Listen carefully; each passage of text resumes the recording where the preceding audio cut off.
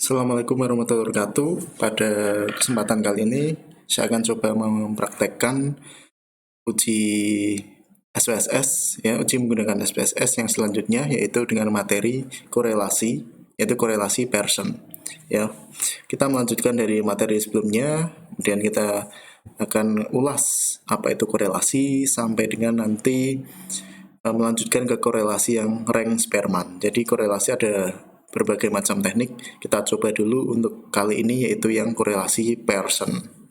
Oke, langsung saja. Rules-nya seperti biasa ya, teman-teman dapat baca pada ketentuan-ketentuan sebelumnya juga sama.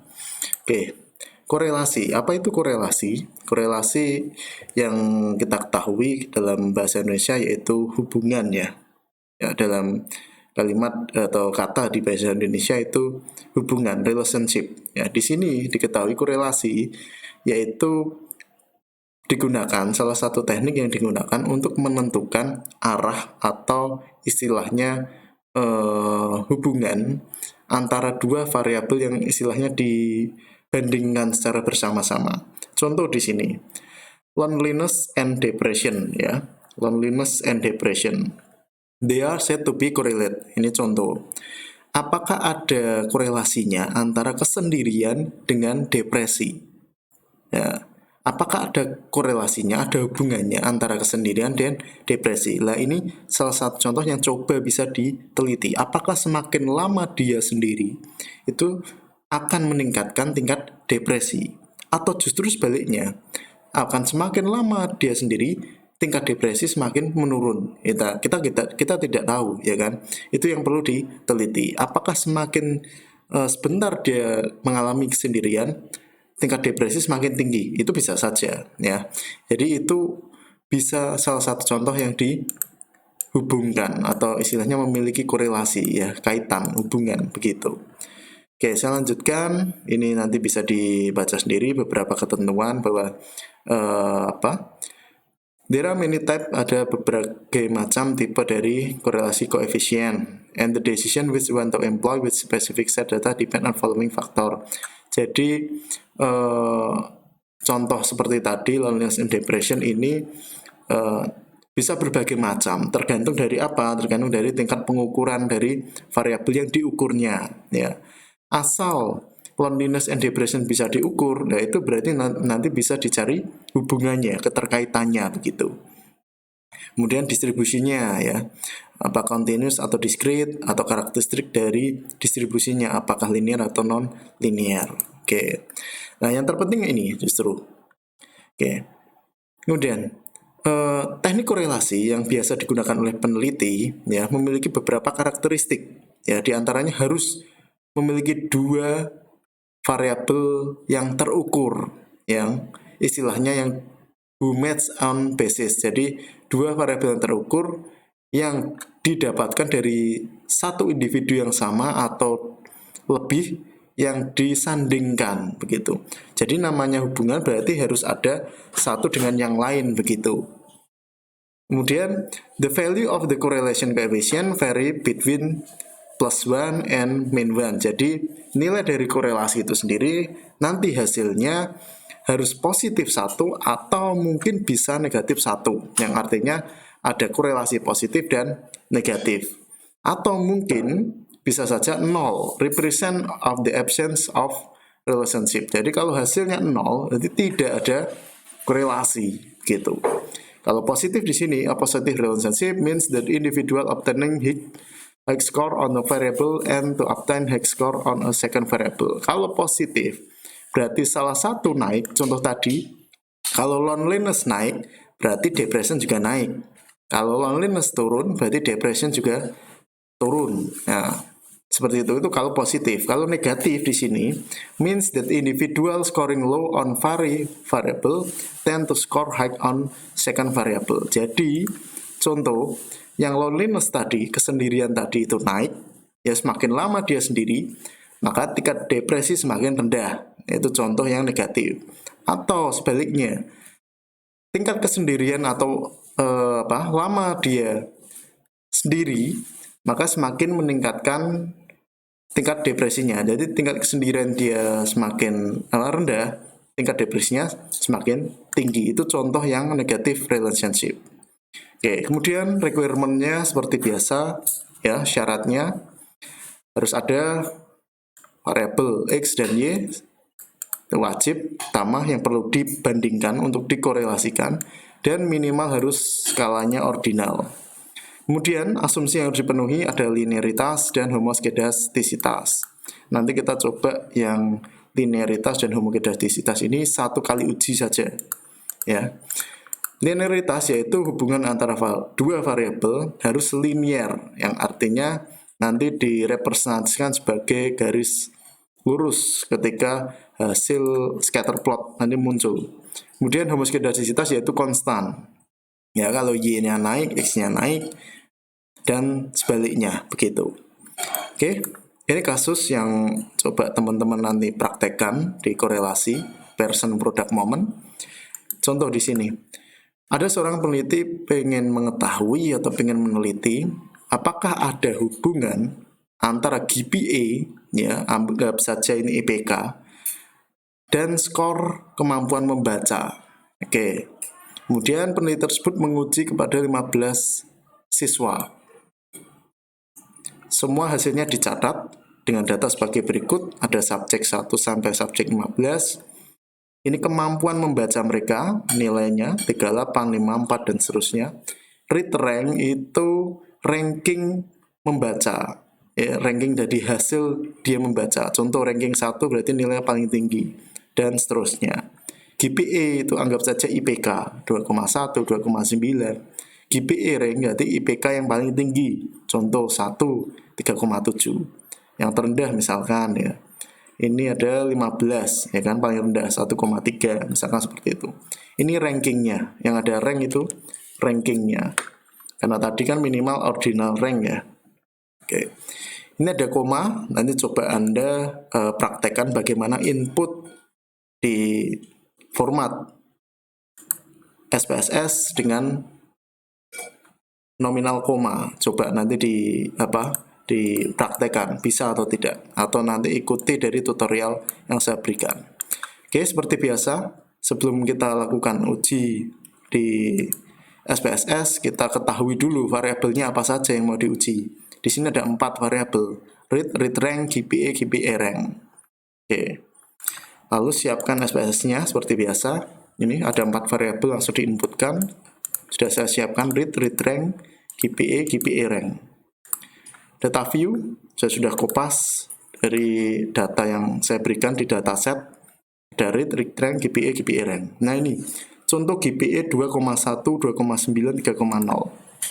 2,1 2.1 nanti teman-teman menginputnya ya, 2.1.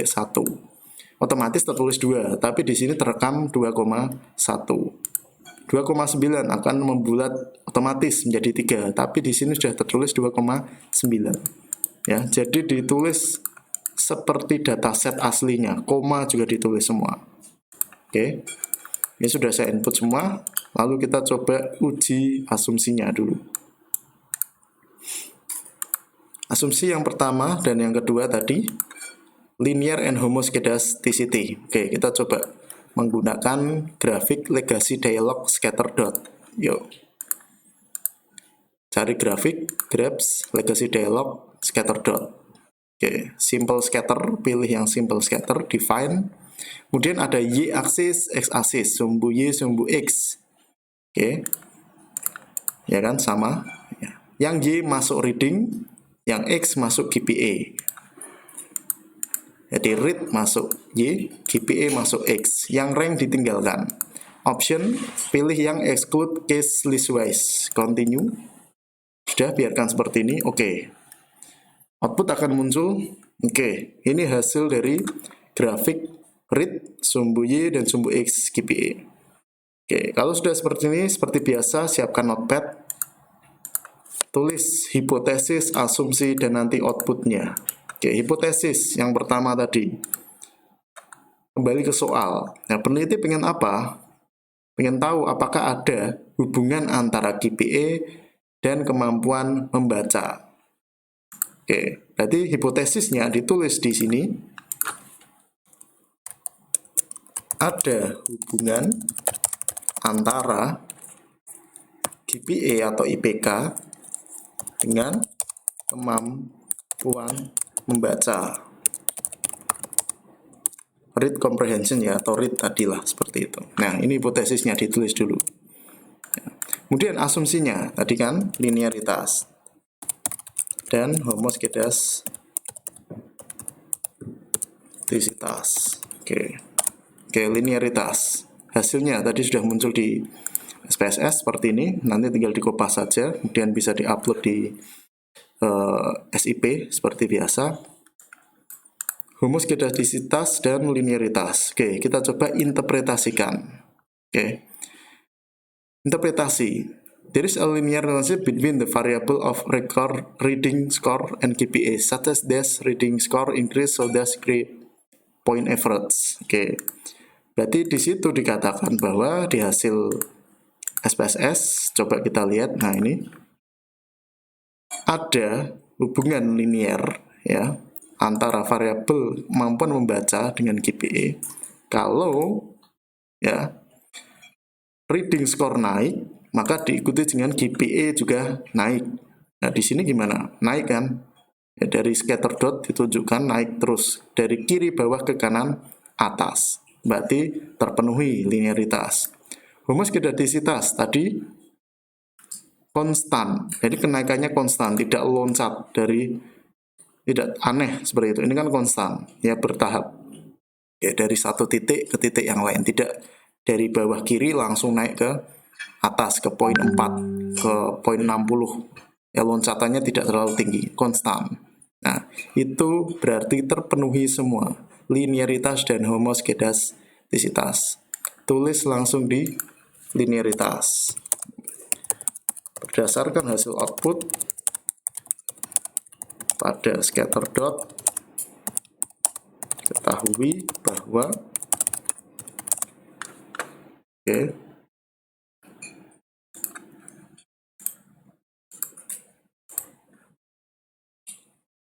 bahwa nilai dari GPA naik, maka diikuti juga nilai dari read atau kemampuan membaca yang ikut naik juga. Nah, maka dapat dikatakan asumsi linearitas terpenuhi, misalkan seperti itu. Nah, coba nanti teman-teman dapat tuliskan sendiri. Kemudian homoskedastisitas, nah, dapat hasil yang konstan dari setiap kenaikan dua variabel tersebut, misalkan seperti itu. Oke, cukup. Kalau sudah terpenuhi semua, berarti tinggal kita menguji personnya atau korelasinya, person product momennya. Oke, kembali ke data view. Oke, kita coba uji. Cari di analyze, correlate, pilih yang bivariate ya. Analyze, correlate, bivariate. Nah, di sini muncul bivariate correlation. Pindahkan ke kanan yang read and GPA saja. Ya, karena rank itu kan tadi hanya urutan kan. Kemudian di bawah, nah, ini ada 3 macam, Pearson, Kendall Tau, and Spearman. Pilih yang Pearson dulu. Untuk minggu depan kita coba yang Spearman. Oke. Kalau sudah, cari option, pilih yang exclude case pairwise ya. Option exclude case pairwise. Kalau sudah oke, nah, akan muncul kotak kecil hasil dari korelasi. Nah, di sini langsung kita garap ya. Korelasi muncul kan sama. Nah, interpretasinya sekarang ya. Interpretasinya kita coba amati. Tadi kan korelasi bisa positif bisa negatif, ya kan? Nah, di sini hasilnya Pearson korelasinya positif atau negatif. GPA ini sama kok. Sebelah sini dan sini sama, hanya dibalik ini. Ya, read terhadap GPA, GPA terhadap read, ya. Apakah ada hubungan antara read dan GPA? Apakah ada GPA dan read? Nah, di sini positif 0,867, 0,87. Positif atau negatif? Positif. Berarti ada hubungan yang positif. Oke. Kemudian the correlation between down and grade point average is positive and status significant. Signifikan atau tidak? Nah, tadi kan sudah positif. Nah, tinggal signifikan atau tidak. Cara menentukan signifikan ini, nilai signifikannya total ya harus kurang dari 0,001. Hasilnya 0,00 kurang dari 0,001 berarti signifikan. Maka bisa kita tulis di notepad interpretasinya ya, berdasarkan hasil uji korelasi Pearson diketahui bahwa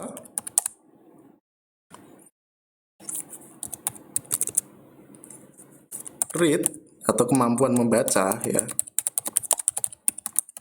baca siswa memiliki hubungan positif ya, positif dan signifikan.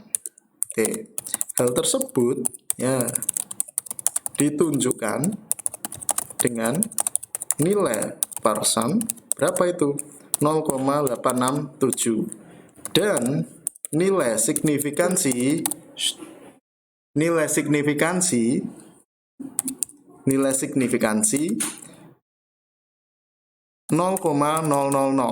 yaitu kurang dari 0,001. Oke. 0,001 maka dapat dikatakan signifikan. Oke. Kemudian belum berhenti.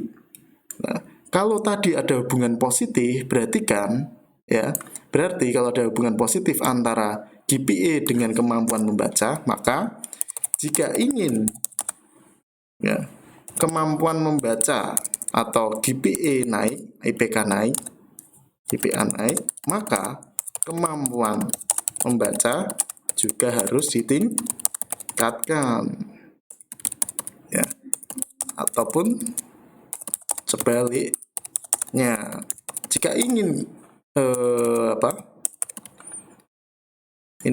jika ingin kemampuan membaca naik, maka pasti IPK-nya juga naik. Atau jika kemampuan membaca siswa itu tinggi, berarti IPK-nya juga tinggi. Kita coba cek di data awal ya.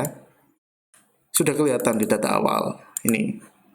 Ya, coba yang ranking 1 kemampuan membacanya 61 tinggi. IPK-nya juga tinggi. Nah, berarti kan ada hubungan. Mesti kalau kemampuan membaca tinggi, berarti IPK dia juga tinggi. Berarti betul. Hasil analisis kita dengan uji SPSS menggunakan Pearson ya, product moment valid ya. Jadi istilahnya memang terbukti bahwa ada hubungan positif antara kemampuan membaca dan GPA. Gitu saya kira untuk praktek pada siang hari ini. Oke, mohon maaf kurang lebihnya. Saya akhiri. Wassalamualaikum warahmatullahi wabarakatuh.